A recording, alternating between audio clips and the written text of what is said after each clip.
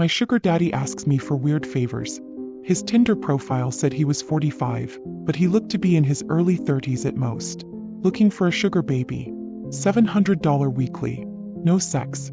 It sounded too good to be true, but as a broke university student, I was willing to take my chances. I swiped right and Tinder let me know it was a match. His message came seconds later. Hey there, sweetheart, smiley face.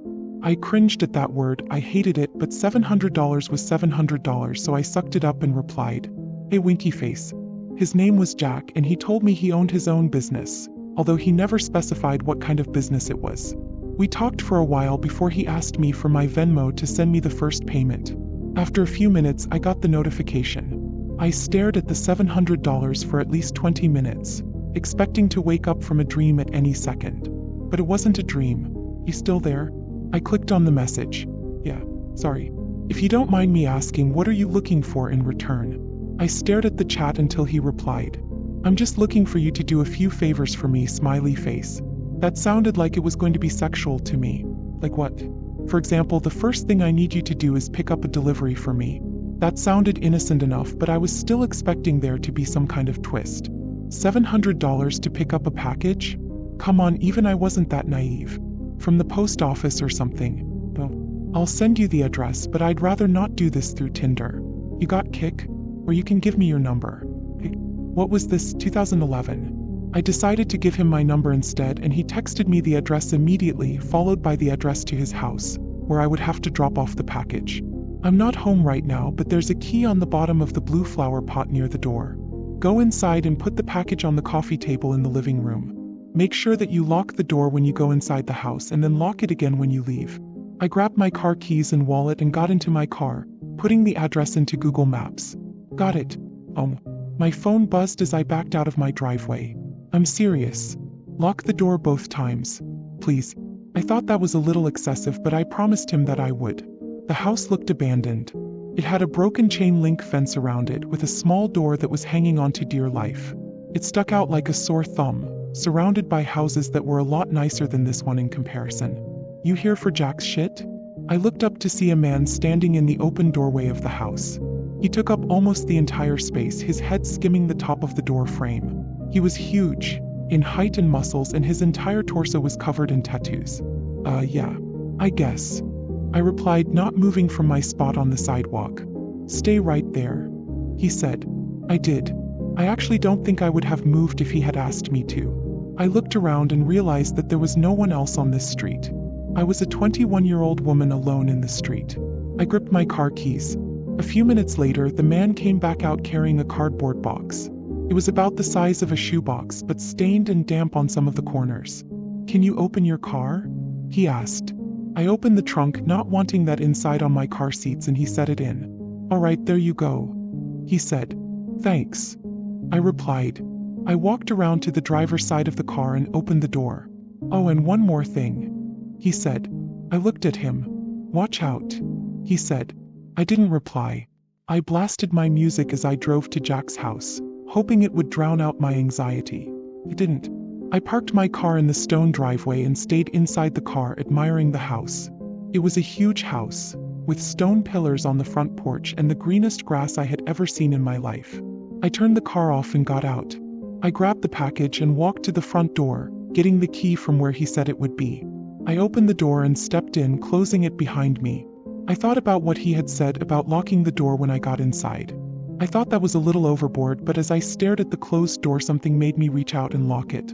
I walked inside, my feet cushioned by the thick maroon carpet, and admired the inside of the house. All the furniture was wooden and looked incredibly expensive. I would probably finish school a dozen times with the money that it took to furnish this place. I set the package down on the coffee table, and as I walked back to the door, I heard a phone ringing from somewhere inside the house. I froze. In my pocket, my phone buzzed. I took it out to look. Don't answer any calls that aren't from Marvin. I put my phone back and followed the sound of the phone, poking my head into a few different rooms before I found it in an office. I walked over to the desk and looked at the caller ID. Incoming call from Jack. That was odd. I grabbed my phone to look at the message again. I was starting to get a little bit creeped out and decided I wouldn't answer just to be safe, and left the house, remembering to lock the door as I left. I've done a few more favors for Jack since then. I drove a BMW to a random park in another city, only to get out and drive a different car back to Jack's house.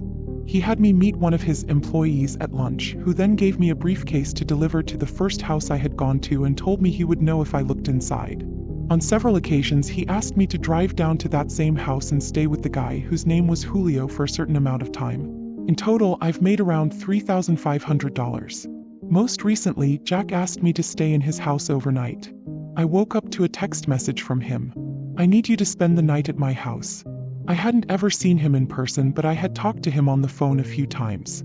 He proceeded to tell me he would pay me $1,000 to spend the night at his house, provided that I followed a few rules.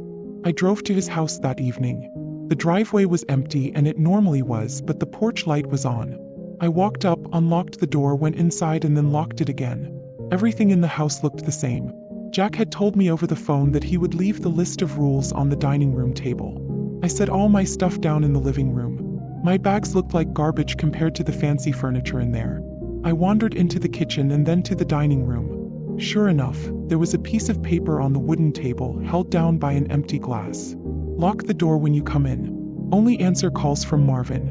Don't turn on any faucets between 9 p.m. and 11 p.m. Don't open the door for anyone, no matter who they say they are, after 10 p.m. If the door to the closet at the end of the hall is open, sleep in the library. If closed, sleep in any of the bedrooms. The gardener comes at midnight. If he starts knocking on the windows, hide. Turn the TV on and let it play on static through the night. Do not forget to do this.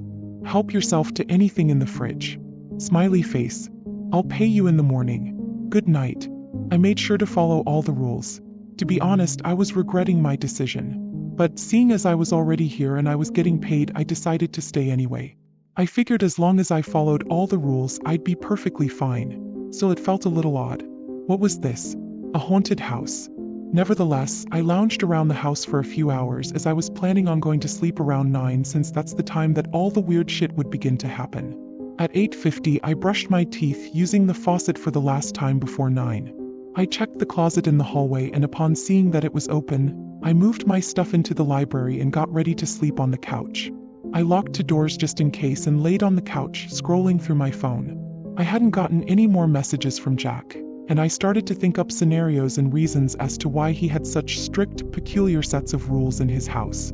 I had dozed off at some point because, at exactly 10:16 p.m., I was woken up by the doorbell ringing. I was about to get up to check, but then I remembered the rule. Don't open the door for anyone, no matter who they say they are, after 10 p.m. I stayed on the couch, trying not to move, paranoid that they would hear even the slightest sound. "It's the police. Open up." I didn't move. "Hello? It's the police. Open up or we're coming in." I still didn't move, but I could hear my heartbeat in my ears. There was silence for a while after that. Then the doorbell rang again. "Hey, it's Jack. Let me in." It sounded like Jack, but still I didn't get up. He would have a key, wouldn't he? Why would he need me to let him in? This continued for almost a full hour. Different people would ring the doorbell, announce themselves, and then disappear when I didn't respond. I was finally able to fall asleep, and the gardener never came. When I woke up the next morning, I heard someone in the kitchen. I got up slowly and unlocked the door as quietly as possible, taking my phone with me and walking across the living room and into the kitchen. I stopped at the entrance and peered in. It was Jack. He was standing in front of the stove, stirring something as the coffee machine brewed coffee on the counter behind him. "Hey, good morning," he said when he saw me. "Hi," I replied, nervous. I hadn't seen him in person before, but he looked exactly like his pictures online. "Scrambled eggs?" he asked, motioning to the pan with a wooden spoon. "Yeah, thanks," I replied, walking over to take the plate from him. I ate my breakfast and drank some coffee in silence. "So how was it?" he asked. "It was okay. Nothing super freaky happened," I replied. "Cool," he replied. There was an awkwardness in the room. "I think I'm gonna go now. I have class." I trailed off. I didn't, but I really wanted to get out of there. "Oh no, yeah sure. I'll talk to you some other time," he replied. I grabbed my stuff and he walked me to my car. I could see him standing in the driveway, staring at me as I left. When I got home, I unpacked all my stuff and noticed that I still had the list with me. I sat on my bed and read it again. I felt my body tense up as I realized that I had forgotten something. Turn the TV on and let it play on static through the night. Do not forget to do this. Turn the TV on and let it play on static through the night. Do not forget to do this. Do not forget to do this. I stared at the words on the page until they lost meaning. Beside me, my phone buzzed, snapping me back to reality. It was the $1,000 payment. I looked at my phone and then back at the list. Maybe it wasn't an important step? As I was thinking this over, a text from Jack came in. I'm not in town right now, I should be back next week, so you're free from running any more errands for me until then. Just sent the payment, go do something fun, winky face. I stared at the message and read it again, and once more for good measure. I'm not in town right now. I thought back to this morning and how Jack was in his house, how he gave me breakfast. I'm not in town right now. Within minutes, a new text came in, this time from a number that I didn't recognize. Did you forget to do something?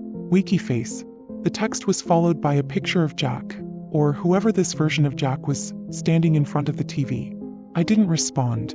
Next came another picture. This one was of the outside of my house. It was followed by another text. Watch out.